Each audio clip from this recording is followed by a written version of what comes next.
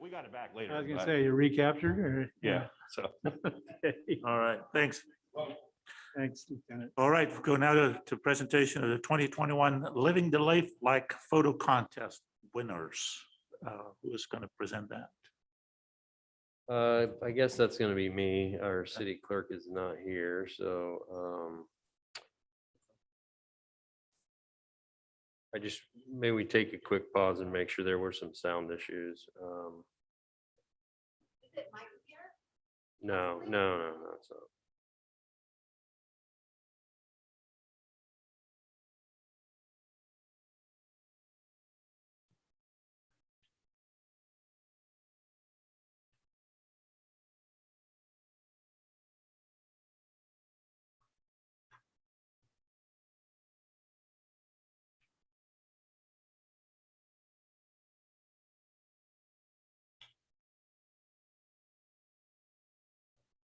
Okay.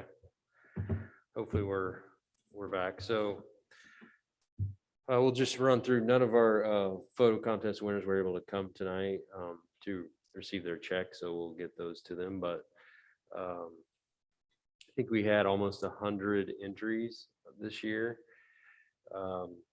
These couple of slides will show like the top 8. You can see. Just go through these real quick.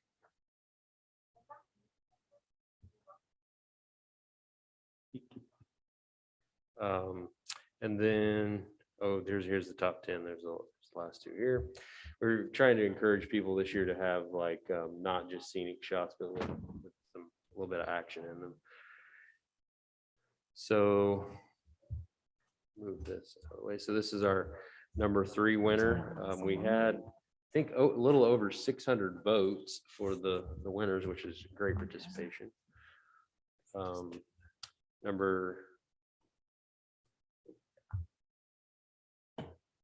Number 2, Alexis Stickle. I like that one. Yep. Fun one. Would have been better if our promenade lights were installed at that moment, but you know. Oh, yeah, well, oh, well. And then the number 1 winner from Devin Wilson. Wow. So the number 1 winner will receive $150 cash prize or $200 cash prize. Second will be $150, both sponsored by the city, and then Councilmember Overton is sponsoring the 3rd prize winner with a $100 prize. Awesome. And so we'll be getting some of these printed up, and you'll start seeing around some of the facilities. We like to add some new ones and switch them out, but most of the photos you see in here are a result of previous year's photo contests. This would be just the top 3 or the top 10? That you're gonna be No, we'll probably do more than just the top 3. Yeah. All right. Awesome pictures. Very good. I think this is going to be an annual thing now. Yeah, Huh? very happy with how many people submitted. Extremely happy with how many people submitted photos this year. I mean, it was great, and they had some. I mean, we have some great photographers here, and I hope that, you know, this is definitely something I want to make sure continues on every year.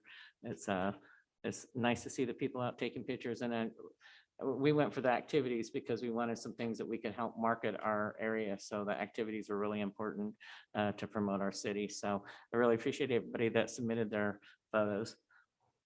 Obviously, it's a pride of this of being in the city, so that's a great thing. All right. Now we'll go to a presentation of an update on the Hope Center. Pastor Shannon and Faith, are you okay?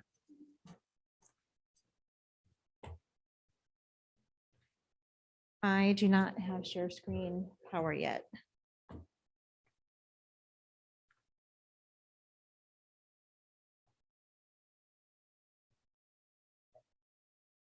If you want to go to that side. I can still- Microphone.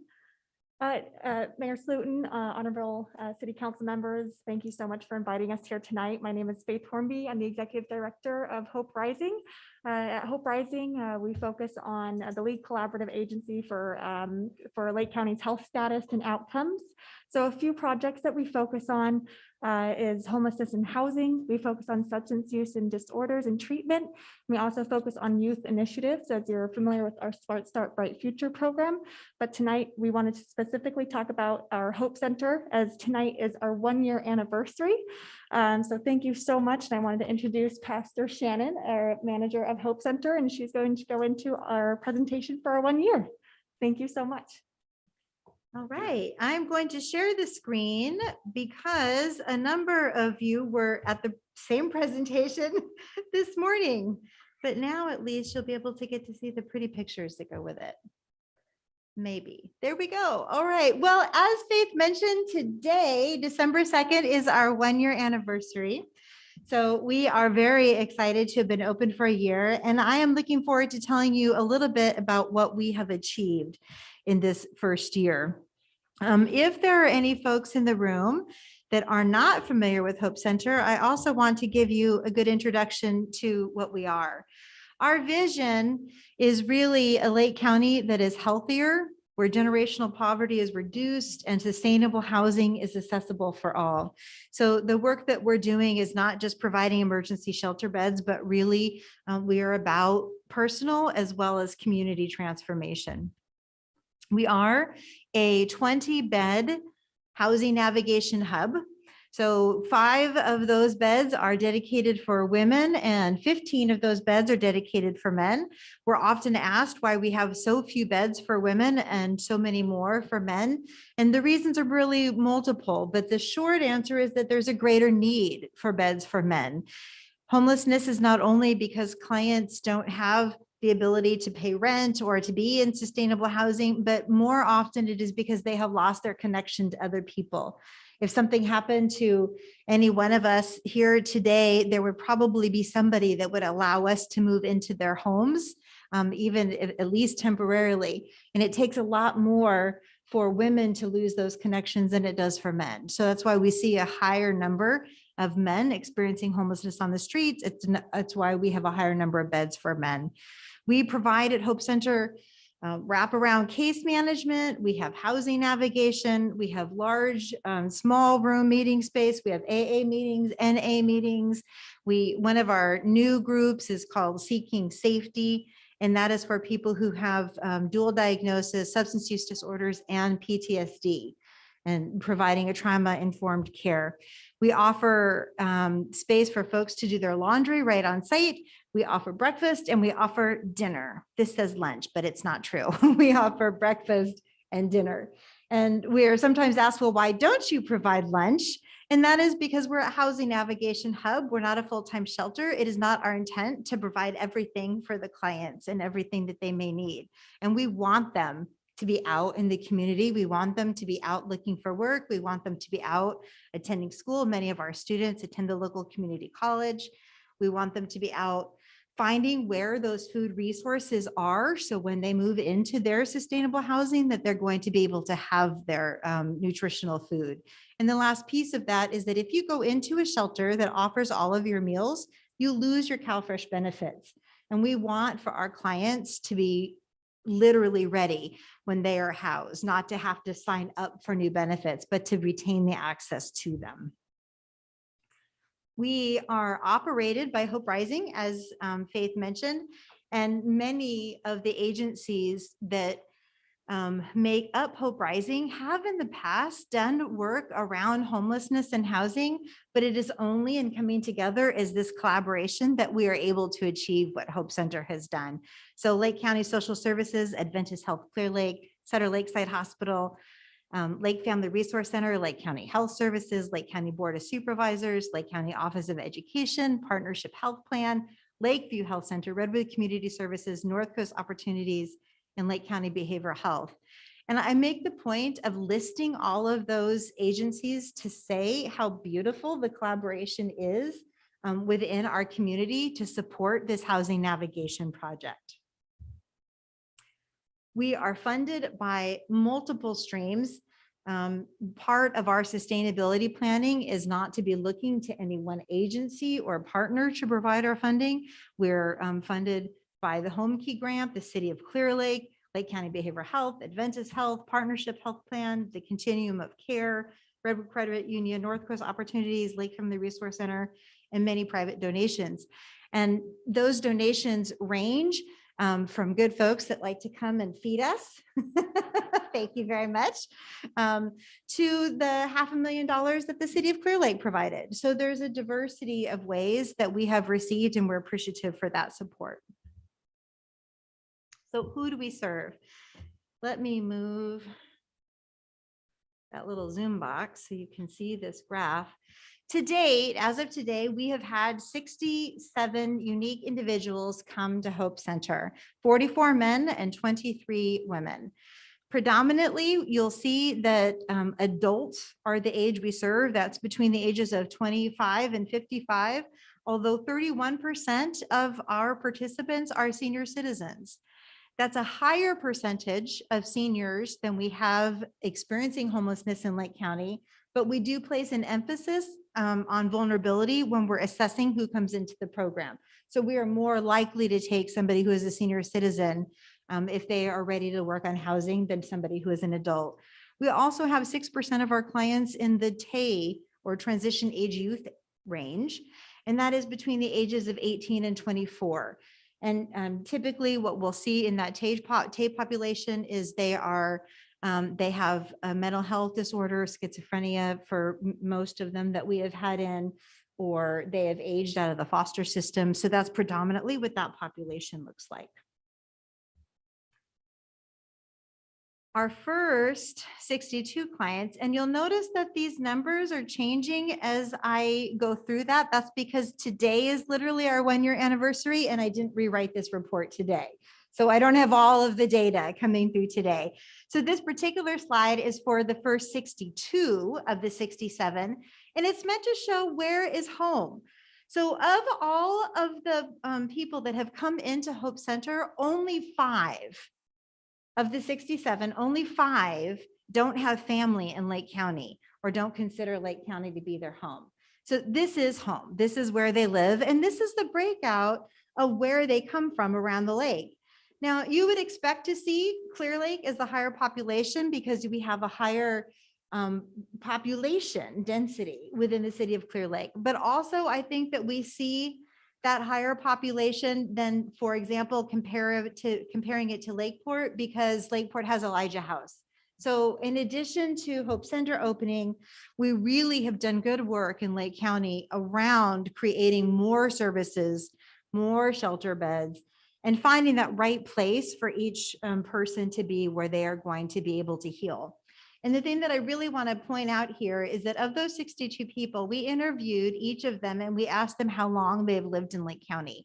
Now, there are a couple who have lived here their entire lives, born in Kelseyville and living in Hope Center right now. But the majority, the average length of time for all of them collectively is 18 years. And so this is home. And some of the clients have lived in Lake County longer than some of our staff have lived here because this is where they are from. Substance use disorders, mental and behavioral health, and dual diagnosis. This is a significant barrier to housing for many of our participants. This particular slide represents 64 people. 59 of the 64 self-identified as having some kind of substance use disorder. So only 5 people coming into Hope Center since we opened a year ago have said to us that they have no substance use disorder whatsoever. 49 of the 64 have said that they have a significant and pervasive mental health or behavioral health disorder. Of those 49, 17 self-reported that it was a schizophrenic disorder. I point that out because it's very difficult for our clients to live in community. People sometimes think, oh, well, you're giving them this great chance and how easy it must be for them. But the reality is that it is very challenging for them. If they have schizophrenia, as 17 of our participants, for example, they hear all of the voices that are happening in their head, as well as all of the voices of those other 19 people that are experiencing homelessness, and all of them trying to figure it out. So the work that our participants have accomplished and are doing is really inspirational and inspiring for us to see part of. Now, 49 said that they have mental health or behavioral health diagnoses. That means that 15 said that they do not. But of those 15, 6 of them are on medications for mental health or behavioral health. So we know that they have been diagnosed with those disorders. Of the 64, 42 have dual diagnosis, substance use disorder and mental health disorders. So the barriers that they face and experience as they seek to find sustainable housing are very pervasive. Not only taking them off the street, but really that inner work of transformation, finding health and wholeness. So a lot of the energy in our case management is not that we are providing everything for them, but that we are connecting them to the services where they can get that, which goes back to why I wanted to list all of the different agencies that are collaborating with us. On any given day, there will be multiple agencies and service providers that are in and out of Hope Center. As an example, we have a beautiful commercial kitchen that is operated by North Coast Opportunities, NCO. So their chef comes in today. I have to tell you, she made us avocado pudding. Avocado, it was delicious. I mean, it was extraordinarily delicious. Like the little cocoa powder, and no, it was really good. It was delicious. So we're really grateful to have NCO there and operating our kitchen. On one day a week, Lake County Behavioral Health is present, and they are there. They don't provide those direct services as much as they are there just speaking with the clients so that they can increase facial recognition, so that when they finally get to that point of saying, yes, I'm ready for services, they're actually calling somebody that has been friendly to them and they feel comfortable with. We have other agencies that are there. Catholic Charities comes every other week. And when Catholic Charities comes in, they work with any of the new clients to make certain that they have been signed up for CalFresh, because remember, we don't provide lunch. They make certain that all of our clients are signed up for Partnership Health Plan. So different agencies are really focused on different parts of the intervention. One of the things that has become increasingly important in our grant writing, but also our awareness of how we really move the bar on homelessness, is looking at racial and ethnic equity. So we were one of the first agencies in the county that is serving people experiencing homelessness that actually did a comparison between the Lake County demographic, which is that yellow column that you see in the center. And then the two columns to the right are the people that were interviewed in last year's PIT count, the point in time survey of people experiencing street homelessness in Lake County.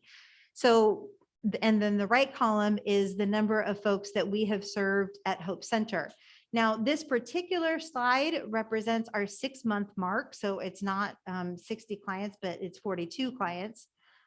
But what we want to see as we're looking to see if we are providing racial equity within the work that we're doing is, are those numbers aligned? So when you have a really high number in the center, that means that that's our basic population in Lake County. And if the number just to the left is higher than that number in the center, it means that that population is overrepresented within the homeless population.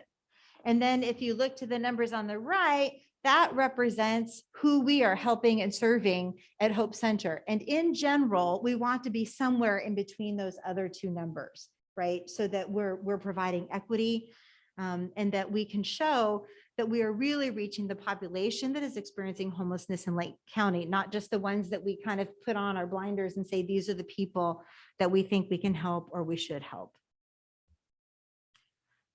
So how do they arrive?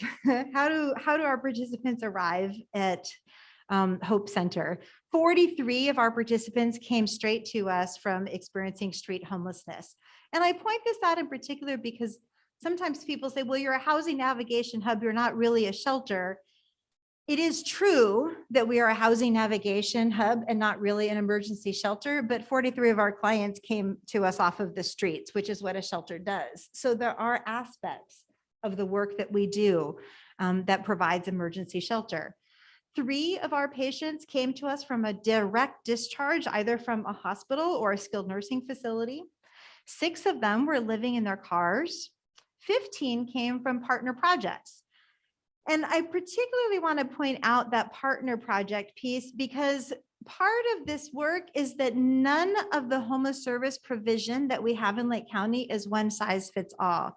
So a large amount of our work is finding the right intervention for each unique individual. So we sometimes will receive people from our partner projects, and we will sometimes send people to our partner projects. So as you can see here, for example, we've had 9 people come to us from Elijah House. 4 people came to us direct from a substance use disorder residential treatment program. 1 person came to us from Project Restoration, and 1 person from New Digs.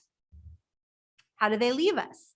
Sometimes they transfer out of our program into a partner program because that partner program is the right intervention for that unique individual. So while we received 9 from Elijah House, we sent 7 back, and that is common. One example of why a person might choose to be at one facility and go to the other or to be transferred. We have one client that came to us from Elijah House because Clearlake was home, and he wanted to be where he considered home.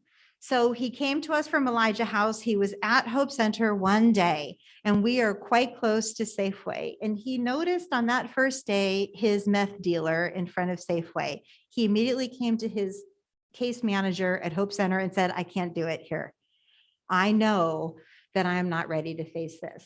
So we sent him back to Hope Center where he didn't, back to Elijah House where he didn't have access to how he knew how to get drugs, because it was important to him to work on his sobriety. So for all of our patients, that is the kind of process that we're looking at in terms of which is a better location for them. Another person that didn't come to us from Elijah House, did not come to us from Elijah House, but why is Hope Center the right place? They have a full-time job at the McDonald's here in Clearlake. So we are more closely able to allow them to get to work. So sometimes they leave to go to a different program. Sometimes they leave because they need a higher level of care than what we are able to provide. So we've had 8 people that left from Hope Center still street homeless. We weren't able to connect them to another project. We weren't able to serve them. We weren't able to get them to where they needed to be. And while that is discouraging, some of them have returned to us. So when somebody leaves Hope Center, it's not a one and done. It's not you left and it didn't work this time. We leave the door open for when you're ready to try this again, come back and we will work with you. 13 chose to return to a previous situation. So that means maybe they wanted to go back to living in their car. They wanted to go live in a different community. They wanted to go live with a girlfriend or a boyfriend, but we pulled them out, those 13, because they didn't go to that housing in a safe or secure way. And when we look at what interventions are working, we really want to be able to identify where our participants are falling in that process.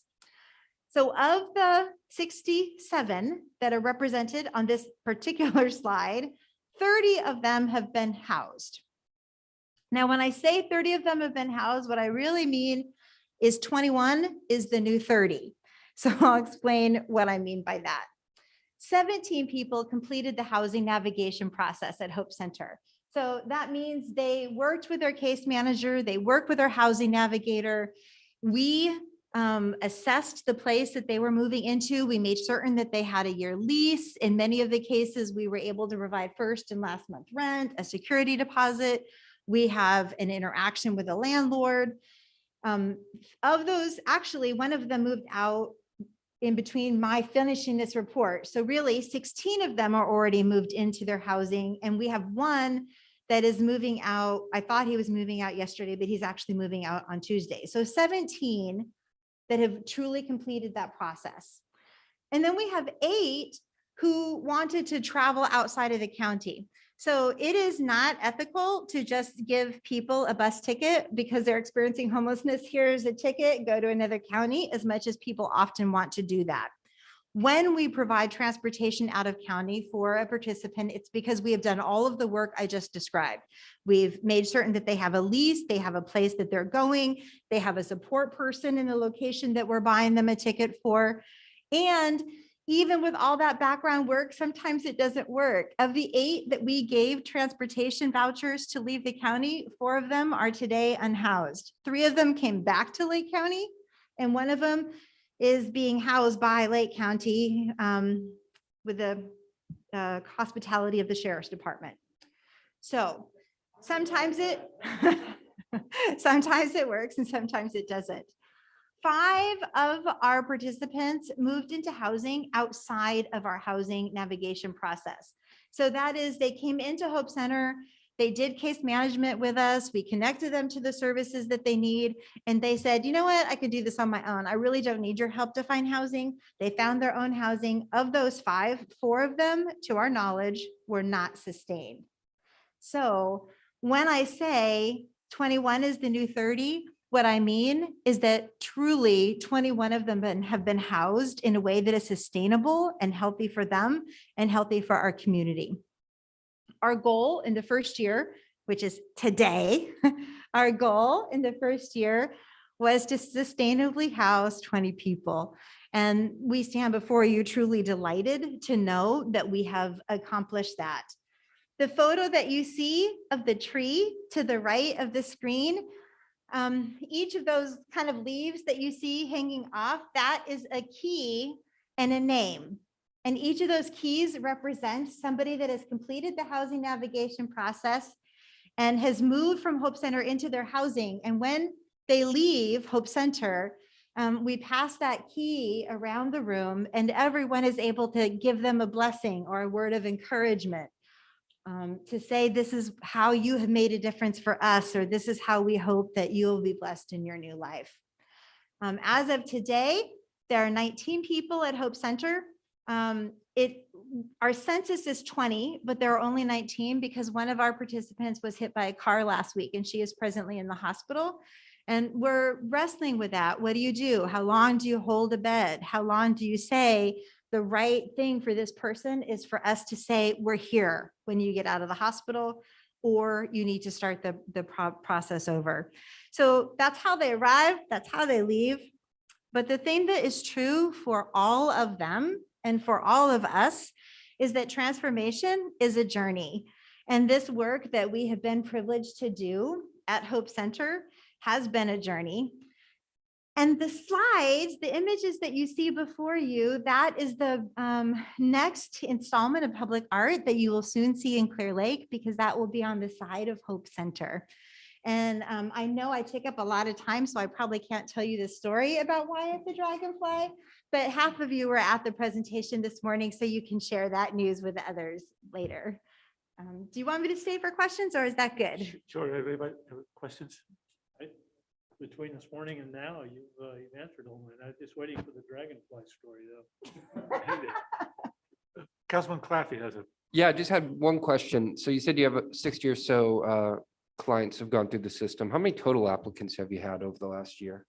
So we've had 10 applicants, which we said no to. They applied and we said no. And then I have not done, honestly, all of the collection about people who come in and we say we don't have a bed, or people who come in and then they come back later. But the number that we said no to straight off is right around 10. Vice I Mayor do have a Perdoc. question. Thanks. Pastor Shannon, if you wouldn't mind sharing, how did the neighbors receive us? There's always, concern about a project like this landing in your neighborhood.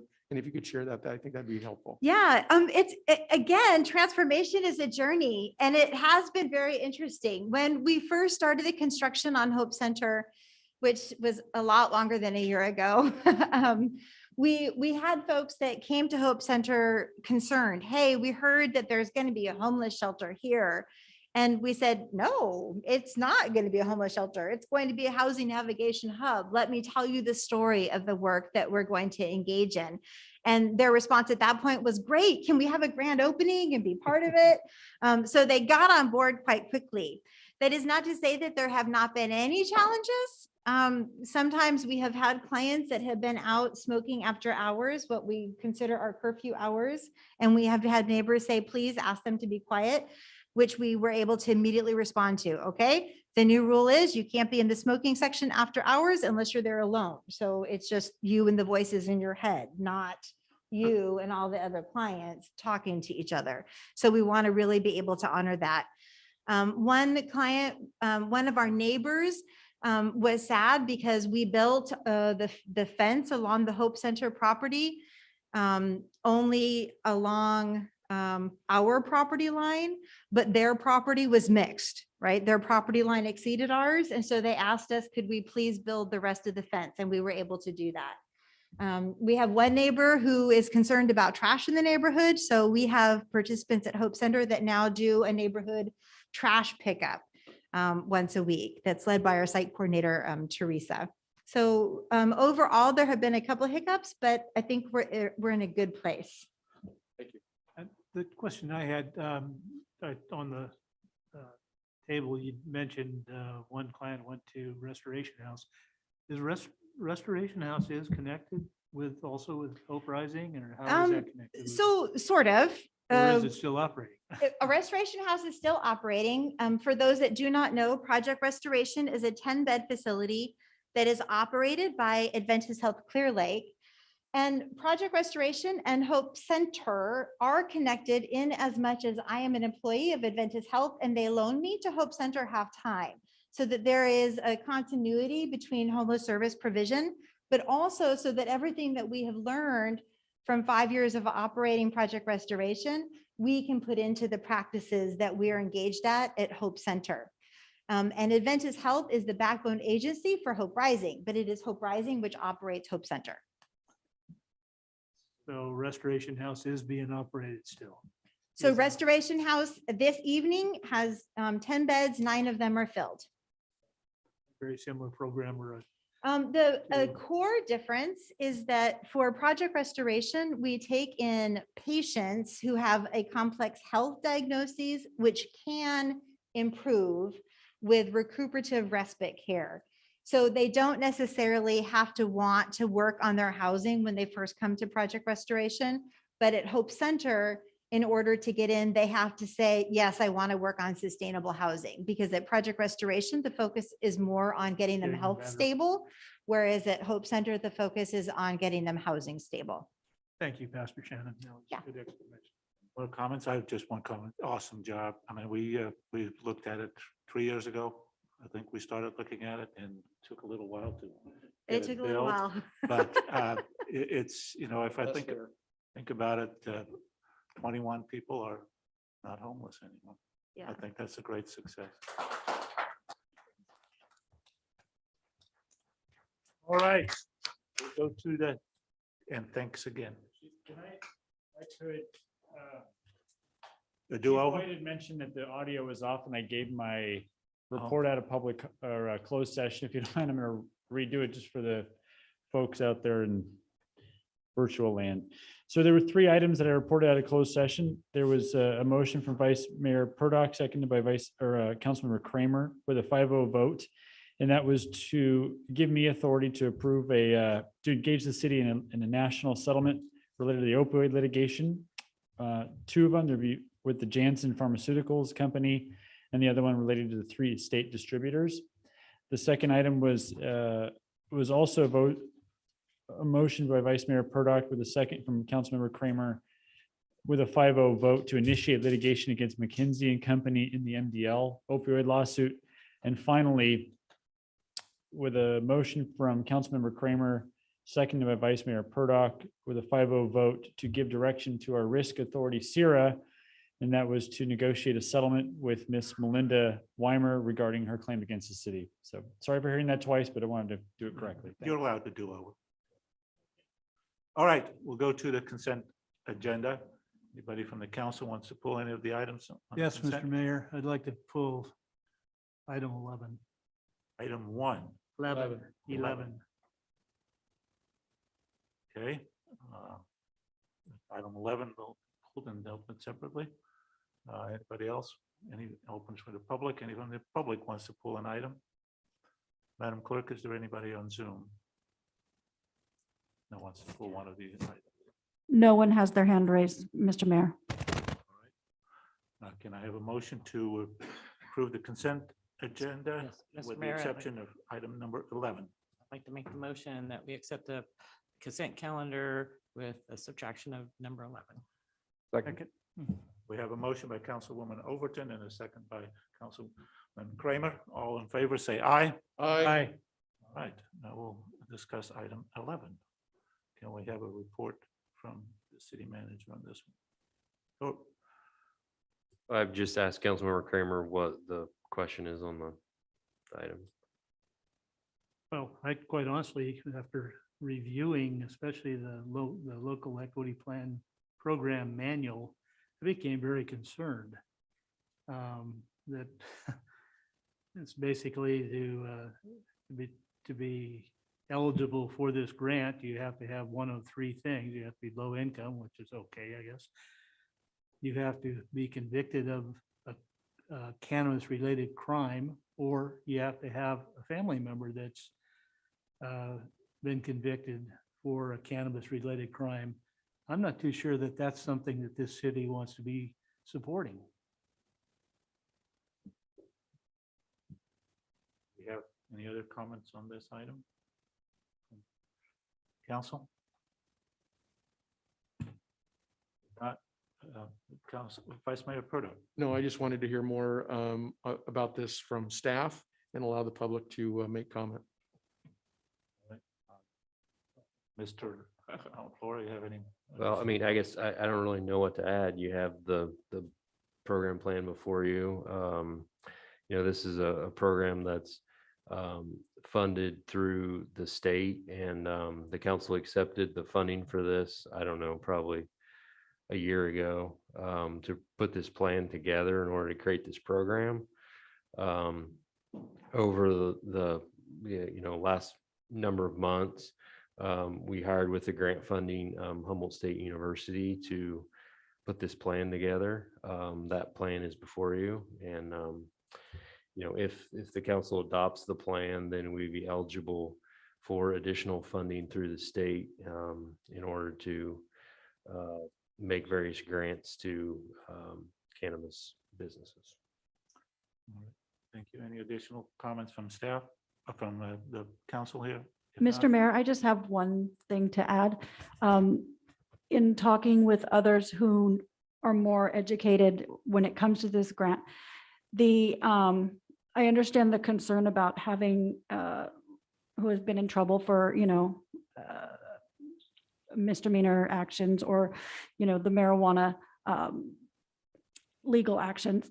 They're not like murderers or anything. It's just, when marijuana was not allowed over an ounce, it's those kind of things, providing their background. They have not been in trouble since then. It's what's considered a misdemeanor or something like those lines. And this program is to rehabilitate them into a business sense, not something that's illegal. Well, let me just read the conviction history part of it. Any individual seeking supportive services to aid in entering the cannabis industry in the city of Clearlake who was arrested and/or convicted of the sale, possession, use, manufacture, or cultivation of cannabis, including a juvenile, or has been subject to an asset forfeiture between 1996 and 2016. The family conviction thing is kind of a similar thing. Any individual seeking support or services to aid in entering the cannabis industry in the city of Clearlake with a parent, sibling, or child who was arrested for or convicted of the sale, possession, use, manufacture, or cultivation of cannabis, including a juvenile. Nowhere in there does it specify that it's just a misdemeanor, but it's, it specifies all of the things that could be a misdemeanor, could be a felony, but still, to me, it's a bit onerous that's a requirement for the grant. And of course, the low income, I don't have a problem with that. Any individual seeking support or services to aid in entering the cannabis industry in the city of Clear Lake whose household income is at or below the low income level based on the Department of Housing and Urban Development HUD income limits for Lake County. I don't have a problem with that particular one, but the first two I do. Council, Vice Mayor Perdoc? Yeah, Councilman Kramer kind of addressed my next question, but my concern was we've had people, and I remember when I was first elected with this was a real big topic, that were in violation of our local ordinances, violation of our state laws. And this seems to be kind of a slap in the face for those who work so hard to keep our city safe. Now we're encouraging people that have already worked out or been outside the law to now open up their own businesses. I can understand wanting to help people lift themselves out of poverty and help them to start their own businesses. But I have the same or similar sentiments as Councilman Kramer. And I'll leave it at that if anyone else has questions. I just had a clarification question. So those aren't the only three or potential requirements, right? It continues on to the second page. So someone could be a resident, could be a veteran. Correct. Okay. So the question here is, do we want those two top sections to be one of the potential criteria?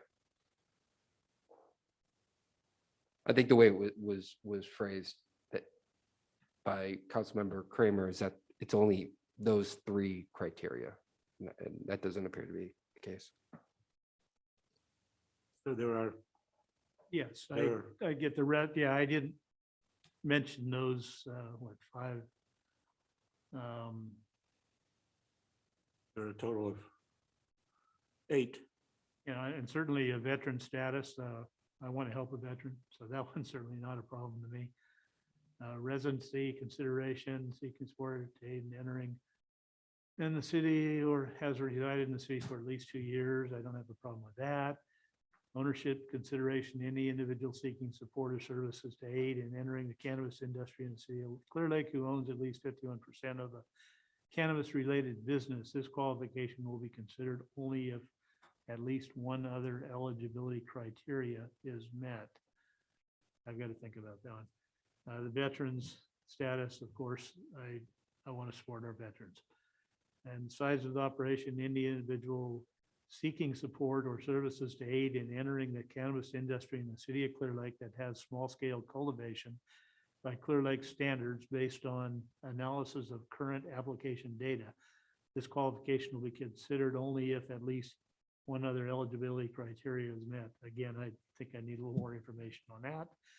And then last, any individual seeking support or services to aid in entering the cannabis industry in the city of Clearlake with experience of backyard cultivation abatement on property for which they were a legal resident for under 50 plants in 2015 and to the 17. Again, that one's kind of is a negative to me. So that's reading through all of them, and that's, you know, my thoughts on the rest of them, as you say. But Okay. certainly the big two are the ones I initially mentioned. Councilwoman Overton. Well, I'm just wondering is, I mean, we obviously approved this in September to do this. Is this wording what has to be in this in order to get this program going? Is this the wording that has to be in there? I mean, like, I know that there's specific things we obviously are going to have in this. Is there stuff we can remove, or is this how the wording has to be in order to do this program? I don't have a clear answer for you.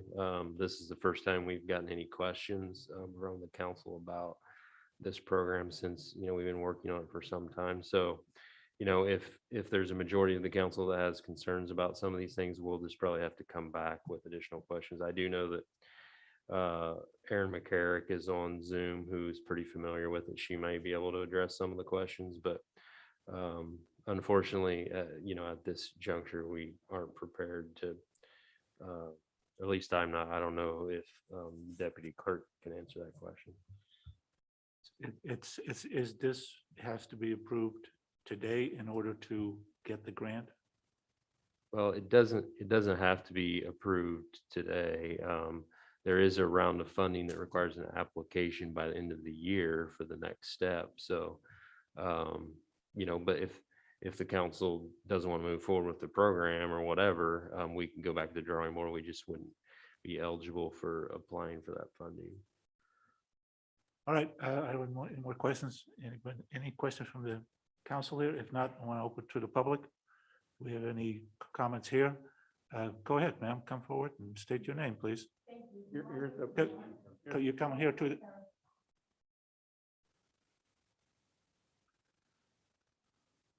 Yes, please state your name. My name is Margaret Garcia. I recently moved to Clearlake. I bought a house here. I've been coming and my family's been coming here for decades. So it's like a second home. I've been here for so long all my life.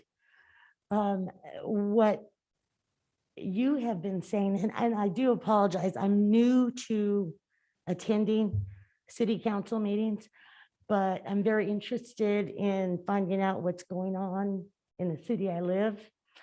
And what you are saying makes total sense.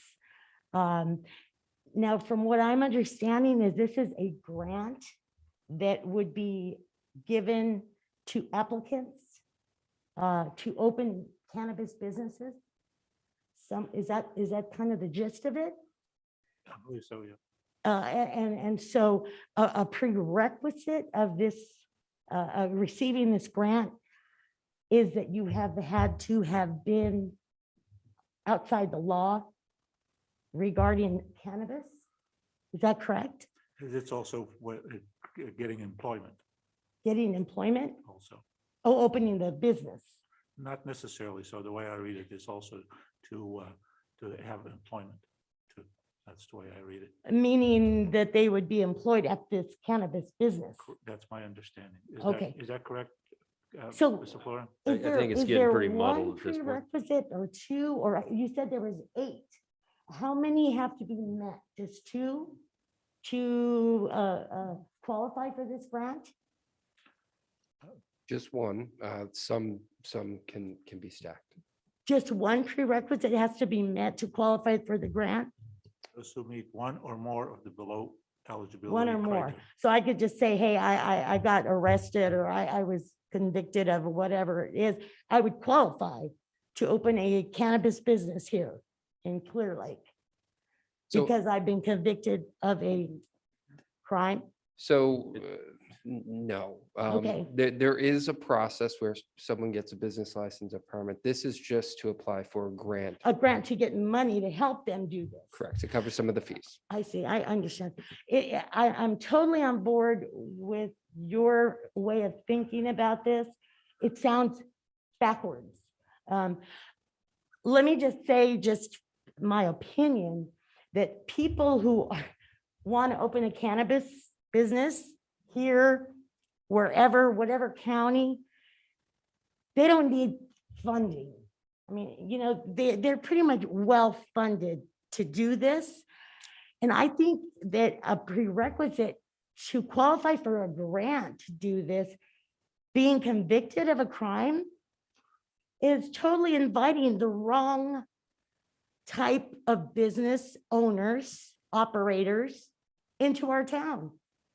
Okay. And I think that Joyce Overton, the fact that she wants to reword this to make it sound better.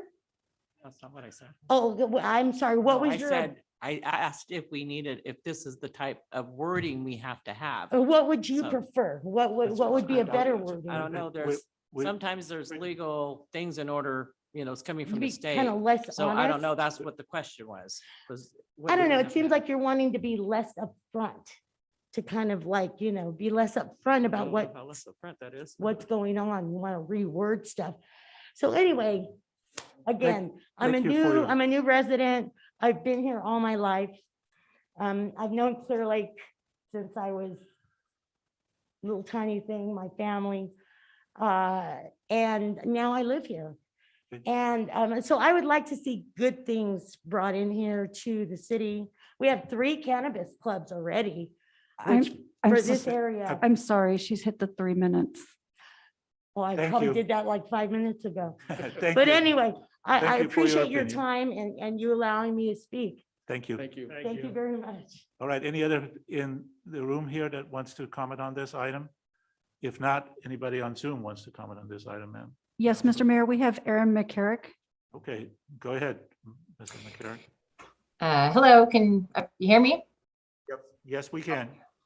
Erin McCarrick, City of Clearlake. So yeah, just some clarification and background on the equity grant program in general. It was established by the state of California to reduce the barriers to entry to the cannabis market. I am a cannabis business holder in the city of Clearlake. I had the great fortune of having, some funding behind me, not a ton. We're building it up slowly, but I was able to have that. And this enables people who don't necessarily have that funding be able to open up their business. And maybe they were in the medical market, which was legal under Prop 215, but didn't have the capital to get their own business together. So, and this isn't, it's just one of those. So there's a woman who wants to cultivate, she wants to grow, or she wants to have an edible business. She's a veteran, she's female, she's, at the low income threshold, and would benefit from a program like this, where, okay, you partner with a business, you find a way to bring your ideas to market, and you are able to pay for your licensing, maybe get some business acumen. Maybe there's an attorney in town in Clearlake who can help them understand contracts. So that's the idea behind it.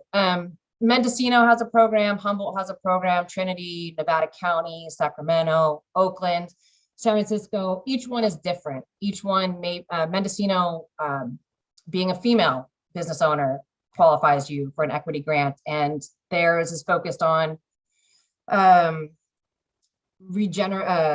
restoring the environment.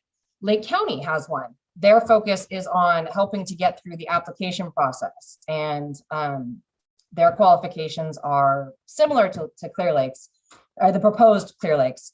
But the idea is just to enable people who wouldn't have had a chance otherwise. And the program administrator can certainly put an emphasis on residency, on veteran status, on this. It's just kind of a blanket catch, as was mentioned before, for people who, I could go buy an ounce down at the dispensary right now and I would not get arrested.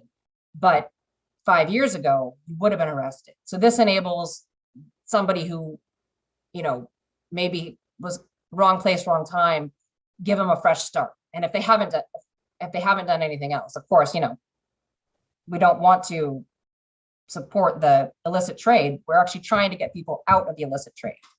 So hopefully that helps. Okay, Councilman Claffey has a question for you. Ms. McCurk, just a quick question. So it says here, the applicants have already received their license, but applicants are not yet in the permitting process.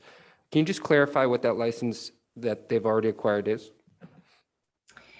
That's one way that they could do it. So somebody could have acquired a license, but so like for the Lake County, so that there's a lot of options in there that of the way this grant can help. It can help somebody who doesn't have a license. It can help somebody who has a license but has reached some sort of blockade that they can't get their business open. In Lake County, for example, they may have their state license, but they don't have their county license because they just instituted the need for a hydrology report, and that applicant hadn't budgeted $5,000. That's where Lake County is focusing. So the report is vague on purpose because it enables the city to say, we're going to focus on people who don't have licenses, or maybe there's people who have licenses but have hit a blockade in hiring people. So we're going to put money towards employment outreach.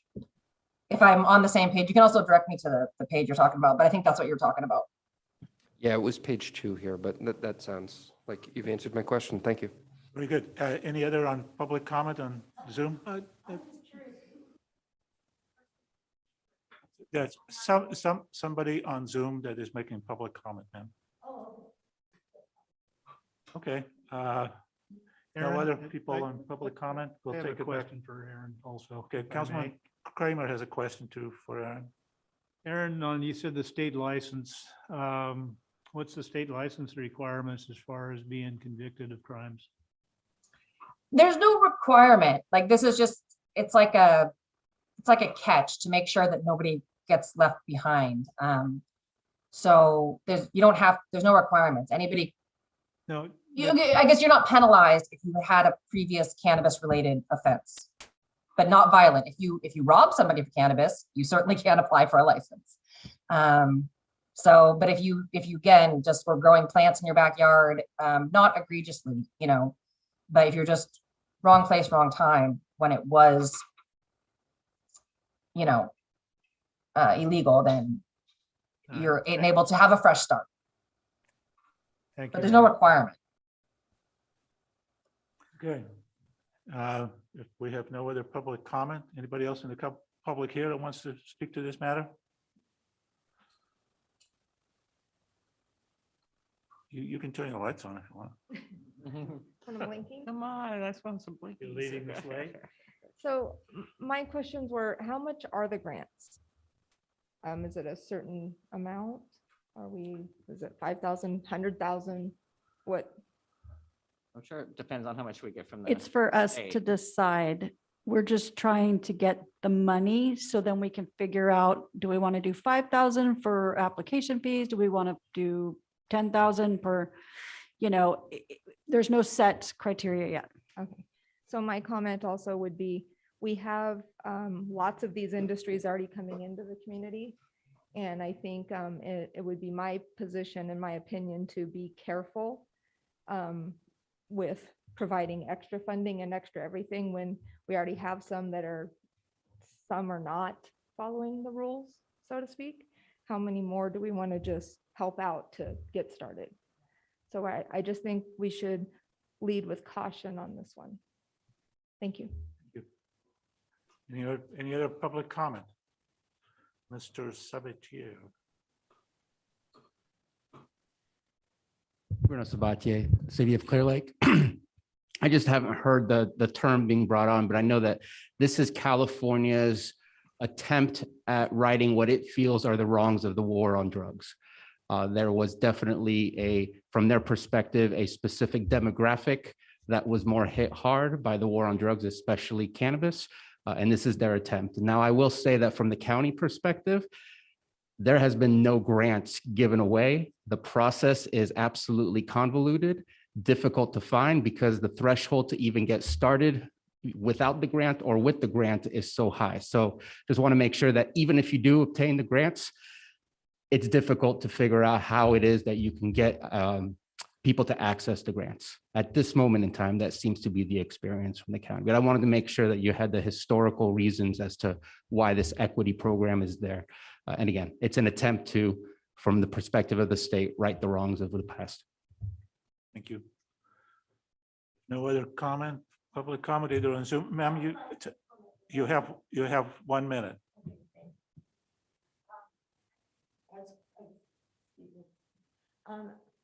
I take it that the grant money, to obtain it, you kind of had to agree just to get this grant money in the city of Clear Lake's possession. And now you want to hang on to it. My thought would be, wouldn't it be great to get a grant that would put a bowling alley like that used to be right here years ago, would be a great thing to do for the kids of this city. Put some money towards getting some entertainment, some things for the kids. Ma'am, let's get to the subject of this Yeah, no, discussion. that's exactly what I'm talking about. Great. It is instead of inviting people who have broken the law, maybe put some money towards getting some things that the kids can do. A bowling alley would be a great thing to entertain and get folks Ma'am, off. we're not talking about bowling alleys. Right. Are you- We're talking about the you're- grant. You want to make sure that you are opposed to this, and we recognize that. Yeah, Thank yeah, you. I'm not totally opposed to it, but I'm totally opposed to a few very, very Thank you. big things. Thank you. All right. If we have no more comments, we'll bring it back to the council. So there are definitely some clarifications on what this money can be used for. So I think that one of the things that I'm reading is there is the transparency on where the money's going and who it's going to. That's seems to be a failure with the state of California. There's been some, some problems with this money being watched over and the transparency of it. So I think if we do this, we want to make sure that that happens. Unfortunately, there are things here that, that has to be in this contract if we do this. And it is really for people who have been, either families that are, their family members were arrested because they had a joint on them and they spent 10 years in jail, as they would qualify for something like this too. So, I mean, this money seems to be to help people become legal in the sense, and then if we're going to allow it, we want them to be legal. If we, to me is like, I really want to watch how the money and make sure that we are very transparent about what we do with the money if we get it. So that's, but I see that at the state level, there's been some problems with keeping track of this money. So, and how it's being utilized. So I don't want to fall into that category. But I think we do, I think the way the wording is in there, it seems to me like it pretty much has to be that. That I'm not the attorney, but just from what I can read, so. Okay. Very good. Anybody else in the council has some additional comments? Councilman Kramer? Not additional, just want to reiterate those first two eligibility criteria are extremely onerous to me. And I could not support it with those two things in there.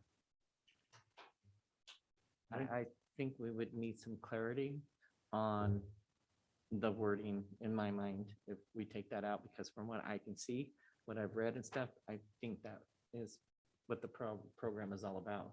So I Are think you we're gonna have to have some referring to the clarity. deliverables within the grant, that those would need to be included, couldn't be excluded? Right, I think that's part of it. Incarcerated family members that have been incarcerated, either they can or their kids can, apply for this grant because they were basically incarcerated for now no reason. Would they have been incarcerated at this point in time? But that's just but it why, doesn't. that's what I'm just saying, I'm reading and I'm getting that. I'm not the attorney here. So I think maybe this should be postponed and maybe we could get some clarity on that. If this wording is exactly what has to be in there. And for us, because it seems to me like the ones I've read, Mendocino, Oakland, all of them have this wording. So, or close to the similar of it. So, and from what I could read at the state, it seems like it is the way it has to be. That's what the program's for. So I'd like, I guess, some research and more clarification before we move forward with it. It looks like this item has to be considered at a future meeting and table it at this Well, point. it's your decision. I'm waiting for direction from a majority of the council. Unless somebody wants to make a motion. No, I concur. I think we need more information on this, and to council member Overton's point, if that wording could be removed, I think it may be more palatable. Okay, so this item is tabled until further discussion. So is there other questions? Because I have to admit, this is a big surprise that there's all these questions about it at this point. So it would be helpful to know, I mean, it's fine if you have more questions, you want to talk about it later. I just want to be prepared to be able to address the questions that you may I have. So think if the it's just question these is two the issues, that's incarceration. fine. We can find out if If I that may- has to be in the plan. Do these 8 eligibility criteria, can we delete or change the wording in it? In any of it? That's the question. That's the question. Right. Okay. Thank you. All right, I forget where we were now. Public comment. Public comment. Oh, I'm supposed to talk about that. All right. Public comment. This is the time for any member of the public to address the city council on any matter not on the agenda that is within the subject matter jurisdiction of the city. The Brown Act, with limited exceptions, does not allow the council or staff to discuss issues brought before under public comment. The council cannot take action on non-agenda items. Concerns may be referred to staff or placed on the next available agenda. Please note that comments from the public will also be taken on each agenda item. Comments shall be limited to 3 minutes per person. Do we have any public comment here? Mr. Supervisor. Hello again. I know from being in your position, you don't get kudos often enough. It's getting towards the end of the year, and I just wanted to thank you for all your hard work, obviously the staff as well. New parks, renewed concerts, events coming back, beautiful work on our roads. I just want to take the moment to appreciate the work that has been done from the policymaking perspective all the way down to the staff getting the work done and accomplished. The city of Clear Lake is progressing, and I want to thank everybody for that. We appreciate that. Thank you. Do we have any public comment on Zoom, Madam Clerk? Mr. Mayor, we do not. All right, we'll move on to item number 24, which is actually the recommended actions, continued development agreement, a public hearing to January 6th, 2022, to allow staff adequate time to process the appeal application. Mr. City Manager Flora, would you comment on that? Well, you stole my thunder now, but Sorry. yeah, so we noticed this development agreement after the planning commission approved the use permit, and then at the end of the deadline, but within the deadline, an appeal on the project was filed, and so it wouldn't be appropriate to really consider the development agreement until the appeal comes back before the council. So we expect hopefully the first meeting in January for that appeal to be before the council, and then it would be appropriate to consider the development agreement after the outcome of that. Awesome. Thank you. Or basically tabling this, go further. Yeah, we do need specific action to continue the public hearing to January 6th, if that's something the council supports. Mr. Mayor, Excuse me, is any public comment on this? If not, bring back to the council. Go ahead, Councilman yes, Kramer. Mr. Mayor, I'd like to make a motion to continue the development agreement public hearing to January 6th, 2022, to allow staff adequate time to process the appeal application. We have a motion. Do we have a second? We have a motion by Councilman Kramer, second by Councilman Claffey. Any more discussion? If not, everybody say aye. Aye. There we go. All right, now we have some real good things to report. Discussion on possible action regarding approval of an agreement between the city of Clear Lake and Woodland Community College for the Clear Lake Promise Program. Mr. City Manager. Yeah, I mean, I don't, we talked about this several months back. I don't want to really steal the mayor's thunder on this, because it's really his energy behind bringing this forward and working with Woodland Community College. So, but we were able to work together and establish an agreement that is similar to the one that the council heard about and recommending moving forward with. And so unless there's specific questions on the agreement, I would just turn it back to the council. I do know that Dr. Cortez and I believe Mr. Pimentel is on Zoom, so they may want to make a few comments about this program. First, do we have any questions from the council here? If not, yeah, Councilman Claffey. Yeah, I have one question. One of the things that we talked about last time was the 12-month after graduation criteria.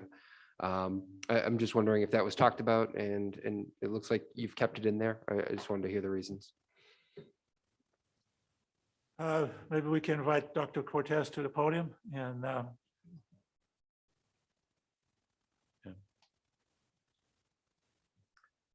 Good evening, Mayor Slooten and members of the council. Cirilo Cortez, Dean of the Lake County campus for Woodland Community College.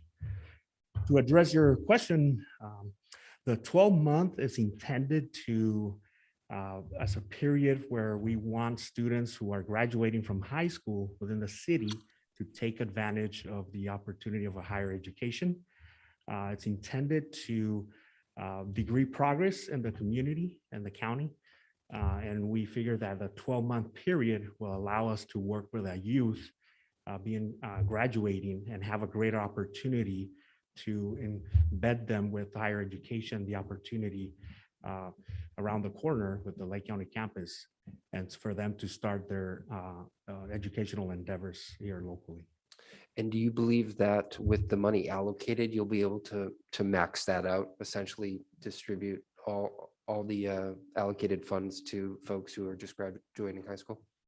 Absolutely. Okay, great. Thank you. All right, thank you. Other questions? Any more questions from Dr. Cirillo? If not, maybe Arturo Pimentel can, We do as have the, our president. President of Woodland College, can comment on this item. We would like to hear what you have to say.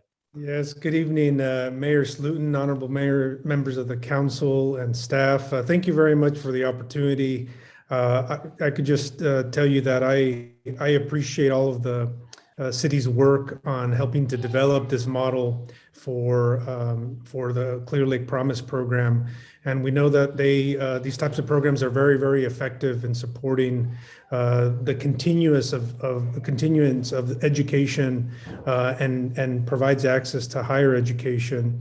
And the question that was just asked about the 12-month period, one of the things that we look at is that we believe that the sooner that a high school graduate participates in a Promise program like this one, the likelier they are to succeed, the higher the likelihood they are to succeed if they don't take such a large time or rest between their high school and their higher educational goal, whatever that may be. And so that's why we want to limit it to 12 months so that they could take either six months off after they're graduating from high school or a year, and they still have the opportunity to participate in the program.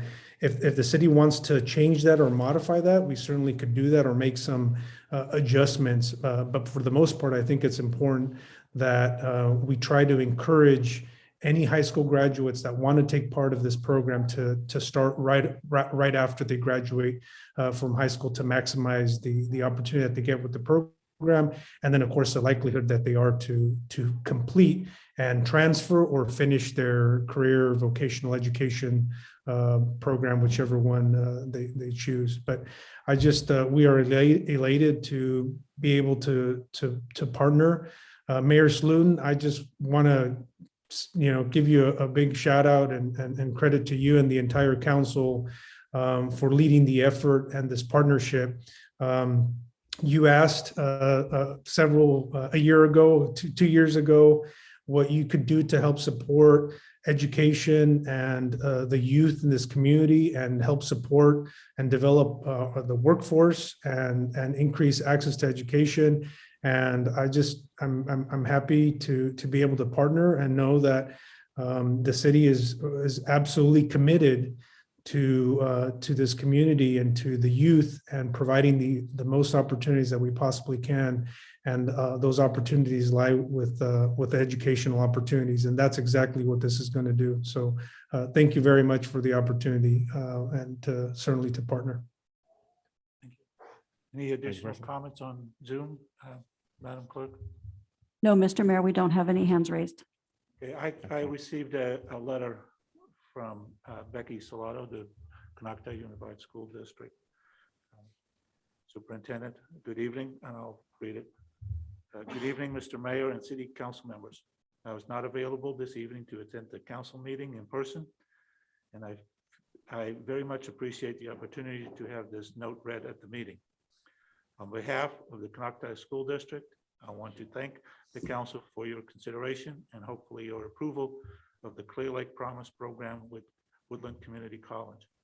As you know, education is the key to a positive future for our youth and our community. The Promise program is a great way for the city to support your youth and community.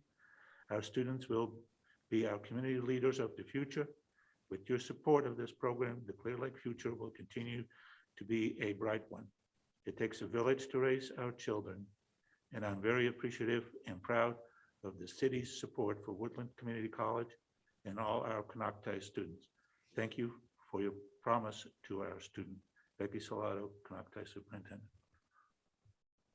Very good. Let's bring it back to the council. Thank you. Any more questions from Dr. Cirillo? Go ahead. I have a question. Well, maybe not so much, but one, the criteria is, it says here, fee for eligible Clear Lake students. Most of our students qualify for a lot of those grant programs. So what are you looking at that this is going to have to cover? So, I mean, a lot of them go to school for free already. So what are we looking at? Is there an income eligibility that maybe it's not so much the very low income as some of these people that don't fall into that criteria? Are they going to be eligible also? You know, so they're like not quite able to get those grants, but they really don't have the money to go to college and support their families. So how is that going to work? Yeah. So the program itself is a two-part program. One of them is a fee-free component, and that is within the first year. Students who are not able to cover their fees within the FAFSA, they are eligible to apply for this program. And it's supplemental in nature, so it will cover anything that does not get covered through these other financial aid assistance programs, including the student representation fee, health fee, parking. In addition, the second year will be a scholarship program that they will be eligible to qualify for. And the scholarship program will allow them to get funds for transportation, for example, and then also incentives to pay for their textbooks to support that.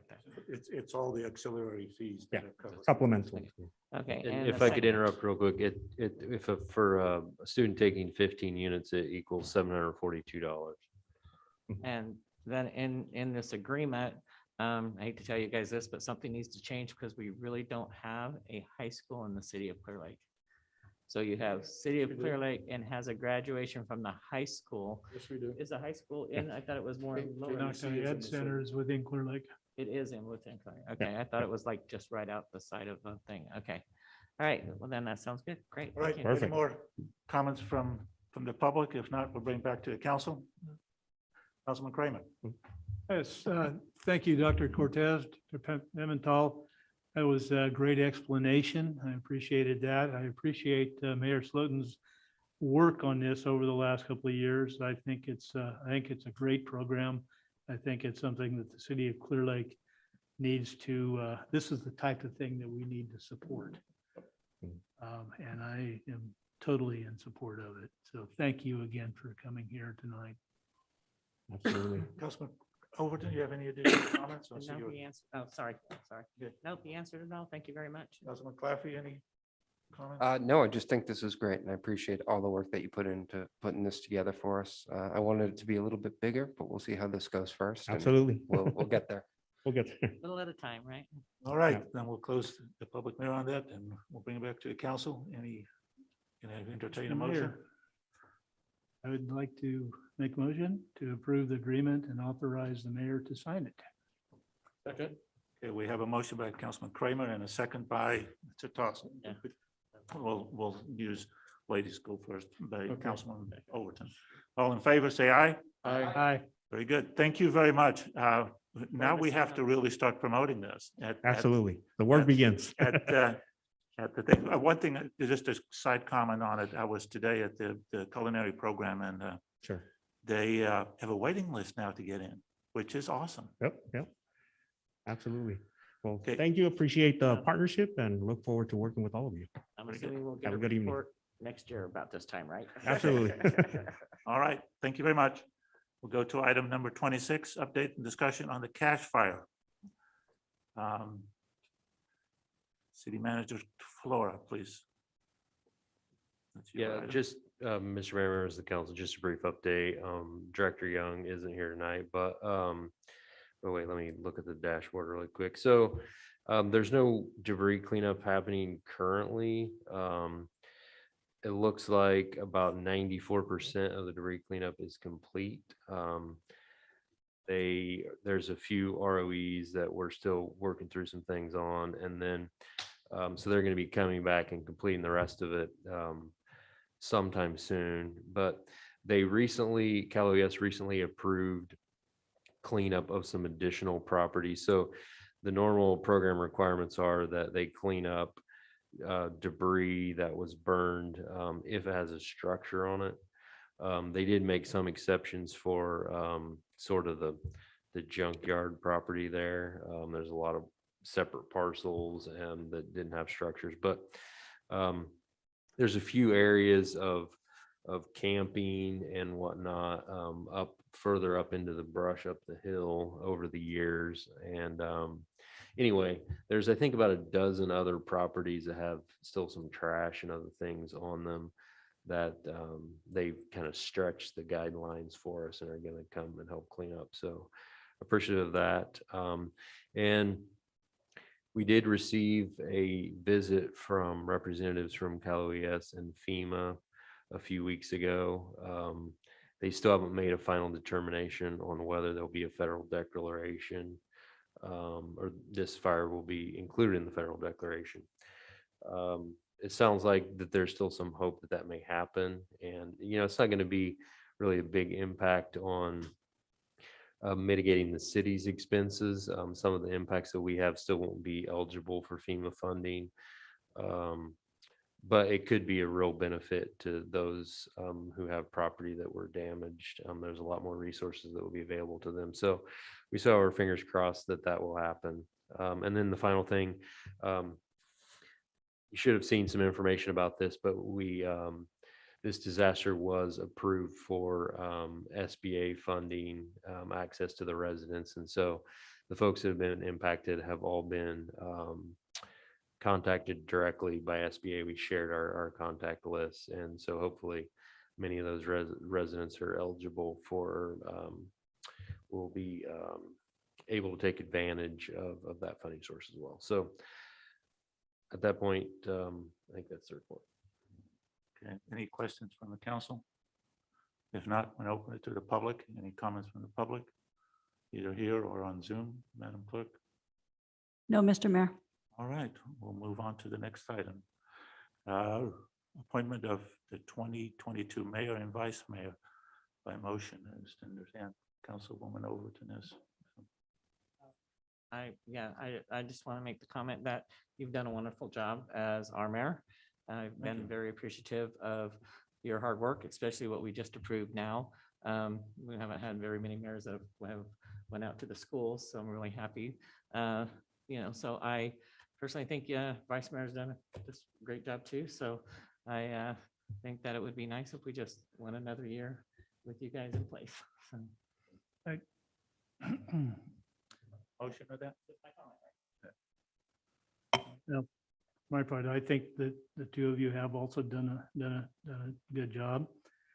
I'm kind of looking at it from another direction now. I think our mayor, vice mayor has always been a rotation of a year. And except for the exceptions of, obviously in my case, because I came in to fill out somebody else's term that had stepped down.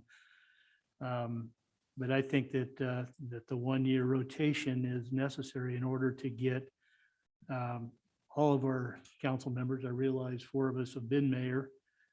Councilman Claffey has not yet, but yeah, if we go 2 years each, there will be. I don't think he may not get the opportunity until his last year. My preference would be to keep it at 1 year, and I would like to actually to see Vice Mayor Perdoc move up to mayor and Councilman Claffey move up to vice mayor. Councilman Overton? I'd like to comment on that. I know there's many times throughout my time. In fact, we have one sitting here now that was mayor twice in a row, 2 years in a row. It happens all the time.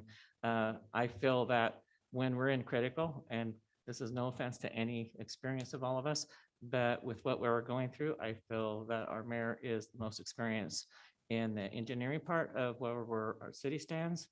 I feel like he's already been involved in a lot of that. And I personally don't want to change that. And many times we do 2 years. So it's happened several times in in fact, 3 times I know of in my time that I can remember offhand that they've remained the same, especially when they're in critical and they have the experience. And I just feel that Dirk has the engineering experience that we need right now. I would not Councilman Claffey. Yeah, I just think we're incredibly fortunate right now. We have 4 former mayors on this council, all of which have done a great job while serving in the role. I look at the challenges we have in 2022. We just made a significant investment in land over at the airport. And as you said, Mayor Slooten is someone that I am exceptionally confident in being in those meetings with commercial developers.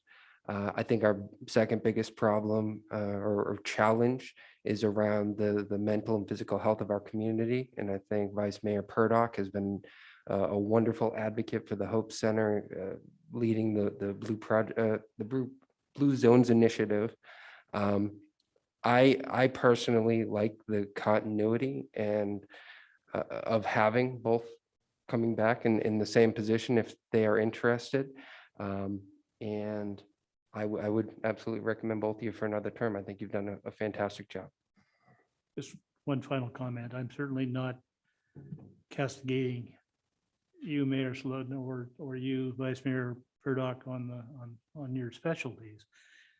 What I've learned this year is there is life after being mayor, and you can still do all of those things that you're doing as mayor. I think both Mr. Perdoc and Councilman Overton and you. So anyway, anybody wants to make a motion on this? I'd like to make a motion to appoint Councilmember Slooten as mayor and Councilmember Perdoc as vice mayor.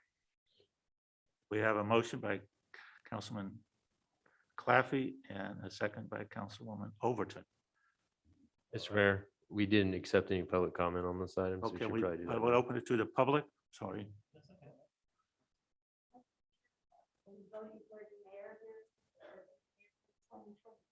Yes, ma'am. We have anybody in the audience that wants to comment on that? If not, anybody in the Zoom? Oh, we have a comment. Yeah. So Otherwise, move quicker. I think that the position, Bruno Sabatier, City of Clearlake, I think that the position of mayor is simply that it's a position, and the skill sets for being a mayor is, in my opinion, you're the head figure of the city, and you're the management of how the meetings are held. I think it's an amazing thing to see the switching of the mayor's seat. And it's not because somebody should not be the mayor anymore. I think it's because it's nice to have 5 different people were chosen by the people of Clearlake, and to have one of those 5 moving forward into the position of leading and having the opportunity, I think is great. I remember Vice Mayor Perdoc being the mayor. I still remember it because it was an excellent time for the city of Clearlake. You did an excellent job as the mayor, such as you have done an excellent job as mayor, Mr. Slooten. I also would like to see Mr. Claffey move forward into a vice mayor seat so that he has the opportunity to be mayor in the following year, which again needs to be decided on by the council. I think that there's always something happening that we can say is why we don't want to change. There's always supposed to be something happening, and there's always been something happening. And I've never understood that statement, because then we would never change. And I think change is good. I think that it keeps us moving forward, just like the changes that you're doing to the city. And so I think that it's good to see that change. I think it's good. So just want to make that statement. All right. Any comments from the public on Zoom, Madam Clerk? Mr. Mayor, we do have one hand raised. Okay. Go ahead. Cheryl Alman here speaking, City of Clearlake, 40th Street. It has been my pleasure for 4 of you to have served as mayor, and I am saddened by each of your end of term. But I do agree that I think the rotation continues to offer transformation and support of all of you to continue to do the quality job that has been done for many years now. Thank you all. Thank you. All right, we'll bring it back here again. We actually have one more hand raised. Okay.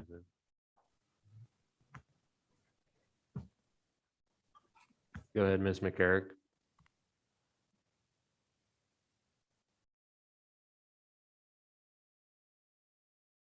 Okay, it didn't prompt the unmuting. I think it's helpful, especially for new residents, to have consistency. Aaron McCarrick, City of Clear Lake. It might be confusing to figure out who's the mayor and that the mayor changes every year.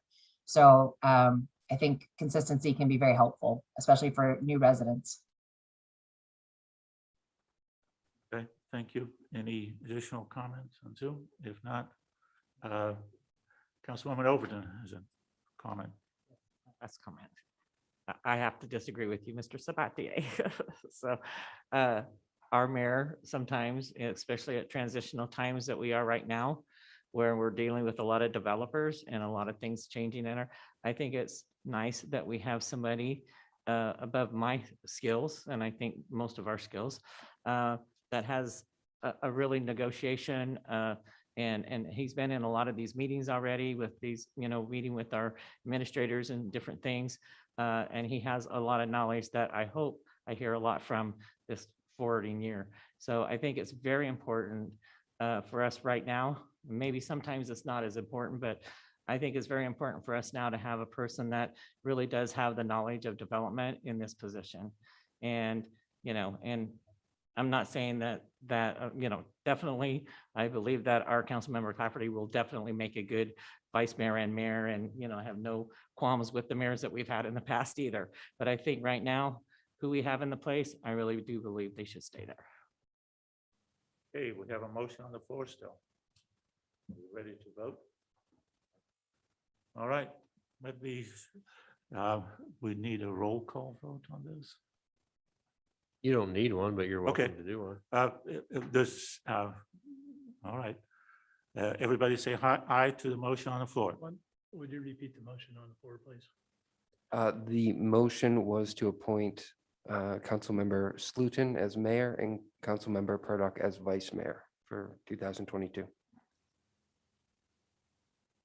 And it was seconded by Councilwoman Overton. So all in favor, say aye. Aye. Very good. Thank you. I'm humbled, but I hope to do my best to, like I said, there's numerous projects in the works that have the possibility of transforming this city. So I'll do my utmost best to have those projects come to a successful conclusion in 2022. All right, we'll go to city manager report and council member reports. I don't really have much to report. Just a reminder that the Clear Lake Christmas Parade, sometime between, I think, 5 and 5:30 on Saturday, that'll be starting. The light poles, the last piece for the promenade project over here, there's some more light poles on the Lakeshore Drive side that we've been waiting on for some time. Those should be in, I think, next week or so. And then the Starbucks did open the sign. The pole is there, but that larger sign, construction on that will be starting next week. And then once that's done, there's going to be a stealth cell tower included in that sign. And so that will be installed. And then there's a city branded sign that will cover the top of that, at the very top of that 75-foot sign. So it'll be fun to see that come together. And then I'm sure you've seen the progress on some of our Measure V projects happening. Most of the paving on a lot of that's done. There's still a little bit of work on Mullen to do. And then the crews will be moving up to Acacia and begin work on that. And of course, the Sulfire project, they're still working on underground and drainage work, but making some progress there. And I think that's all I have to report. That sign, do we have that? The city sign is going to go on top of the, and do we have that designed yet, or do you care to just comment on that? Yeah, it's being fabricated currently. So yeah. All right, Councilman report. Councilman Kramer. I've gone to, yesterday to APC LTA meeting along with Vice Mayor Slooten, Vice Mayor Perdoc and Mayor Slooten. You were also sitting in on it. They discussed the 53 corridor study, I guess, is nearing completion after I also had a conversation with City Manager Flora on that subject. There's still, I don't know, there's a lot of things in it that I think I would like to see a little more change on, but that's just me. Also had a Lake Links meeting I attended. I attended the Clean Water Program meeting as alternate when Councilwoman Overton could not make it. And tomorrow night, Lower Lake also has a light parade and event lasting from 4 to 8 o'clock in Lower Lake. That's about all I have to report. All right. Councilman Oh, other, Claffey. other than congratulations, Mayor Slooten. Thank you. Vice Mayor Perdoc. Thank you. All right, going on to Councilman Claffey. Nothing to report, just excited for the parade and the holiday event at Austin Park tomorrow night. Getting all my decorations ready. All right, Councilwoman Overton. So I have a couple of things. We did the Thanksgiving dinner down at the community center. And we served, this is just the numbers I know, we probably served a little more than that, 167 meals, which was really awesome to see. We stayed pretty full the whole time, and I really appreciate all the volunteers that helped out, mainly my family. So really thank them for being there for me. They've been great. The Christmas parade is going to have a nice carriage in it that has been sponsored by me and the Cannabis Association. Between the two of us, we pay for that so that the people can have free rides on it. And, so we didn't have to charge anybody. We wanted to have that. So thank them for, making sure that happened. I don't know if anybody noticed the Meals on Wheels thrift store. That new paint. Yeah, repainted. And it's getting there. So hope everybody's happy, trying to make it look, that spot look good. We tried to kind of match where the mural kind of stands out a little bit. So hopefully I'm going to talk to them and see if they might be able to do something on the backside there to kind of blend it all in, make it a larger picture there. So, and I just want to congratulate both of you. You guys have done a fabulous job, and thank you for taking on the position for the next year. Thank you. Vice Mayor Perdoc. Thank you, Mayor. My goodness, where to start? Yes, it's been wonderful watching the Measure V projects rolling along and now finally getting some asphalt down on the roadways. Great to hear from the positive comments from the residents, but even throughout the city. So thank you, Public Works Director. Appreciate your hard work and all the city staff.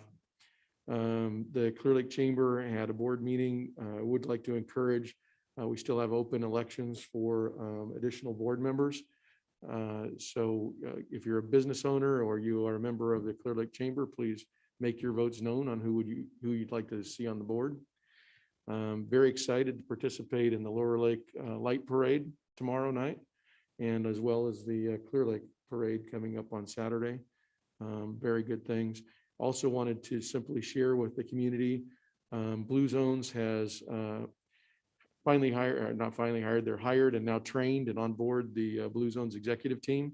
So you'll be seeing more and more from Blue Zones. They participated in a wonderful event, the Thankful for Health event at Woodland Community College, Lake County campus, which I'd like to thank Dr. Cortez. Your staff was fantastic. Very much appreciated that. Very good event, had a really good participation.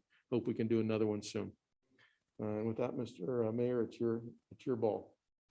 Oh, we have Councilman Overton have a do-over. I have a do-over. Yeah, I just wanted to, also, on Saturday, it's not just a Christmas parade, but there is actually a festival, finally getting that festival, been bugging for 20 years, from 11 to 6. So there's going to be arts and crafts and all kinds of things going on for the kids, face painting and stuff like that. So it's a whole day of fun, so I really encourage our city to come out and really support this festival and show the council that you really do want this festival like this every year. So One last thing, Mayor. She got to do over. Anybody is allowed. I am really impressed. We're just now the 2nd of December at the lights. People are putting up the lights. Thank you, Councilman Claffey, for your effort in that, to light up Clear Lake and to really show the season and the spirit of the season. I'm loving it. I think it's one of the best we've seen in a while. I have a redo now that you've mentioned that. Thank you. The Clearlake Great Holiday Light Fight is what Councilmember Perdoc is referring to. Residential Christmas lighting contest. You can send pictures of your home on downtownclearlake.com. I think the deadline is December 15th. So thank you. I have another 3,000 lights to put up, but there are about 2,000 already up. So I'm going for this. I don't really have any. I have a generator on standby. I also attended the APC meeting, and it's sometimes, obviously I haven't been there long enough to attend those meetings, but the Highway 29 corridor planning, it still boggles my mind why it is where it is and what section is being constructed, but those are decisions by higher authorities, I guess. But anyway, it's good to hear that they're finally started working on Highway 53, and some of the things that they've showed so far, I have questions on too, but at least they're starting to pay attention to it. And they're starting to pay attention that we will have a significant development in the future up there. So they finally start listening to it. And when I heard that they were thinking about an overpass, pedestrian overpass, that's been on my radar for some time. The casualties on 53 at the intersections, I think we've had now 5 in the last 4 years, if I remember right. I mean, that's a big concern. Anyway, that's my report. We'll go to future agenda items. Oh, sorry, LAFCO, that's right. We continued on the LAFCO MSR on the water districts. That's a item that we'll be discussing in the future. There's starting to be some sentiment to deal with the water districts and have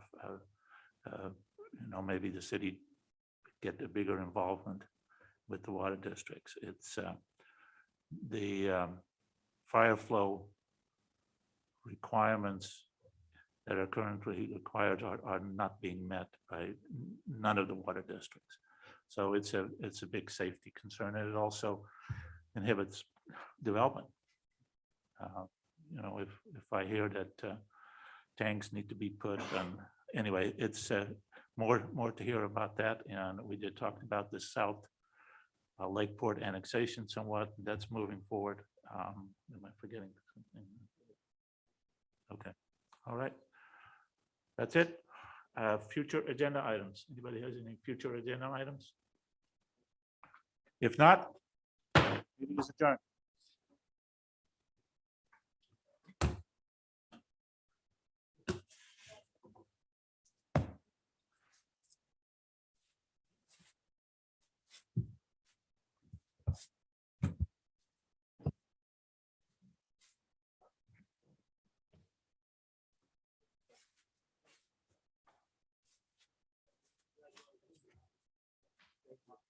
Never